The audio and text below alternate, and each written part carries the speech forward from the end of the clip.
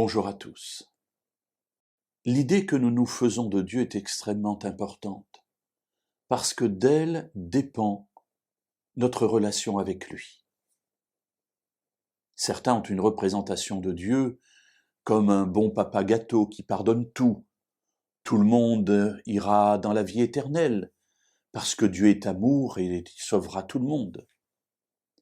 D'autres ont une vision au contraire d'un Dieu extrêmement dur, qui punit, qui scrute, qui est toujours en train d'épier nos moindres gestes pour, avec un bâton, nous taper dessus lorsque nous nous écartons de la voie qu'il veut que nous suivions.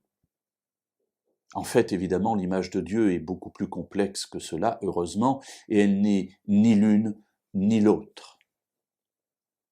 Lisons, si vous le voulez bien, dans le livre de Joël, un passage dans le chapitre 2 et les versets 12 et 13.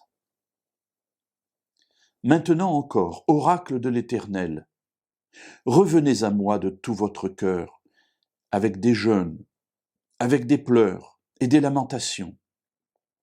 Déchirez vos cœurs et non vos vêtements, et revenez à l'Éternel votre Dieu, car il fait grâce. Oh, il y aurait beaucoup de choses à dire sur ce passage. Comment revenir à Dieu? Quel est le sens des jeûnes, des pleurs, des lamentations? Et sans doute que nous aurons un jour ou l'autre l'occasion de nous y arrêter. Mais permettez-moi aujourd'hui de souligner un seul aspect. Il nous dit « déchirez vos cœurs et non vos vêtements ». C'est-à-dire ayez une vraie repentance qui ne soit pas extérieure, déchirer ses vêtements, tout le monde le voit, mais si notre cœur reste aussi dur qu'il l'était auparavant, ça ne sert à rien. Alors les vêtements, laissez-les tranquilles, ça coûte cher. Mais déchirez vos cœurs, c'est-à-dire humiliez-vous, changez réellement de conduite. Mais pourquoi tout cela? Bien, Dieu nous dit pourquoi. Revenez à l'Éternel votre Dieu, car il fait grâce. Et voilà que Dieu se présente d'une manière simple. Il y a d'autres représentations de Dieu dans la Bible, évidemment. Mais ici, il nous dit, vous pouvez revenir à moi, parce que je fais grâce.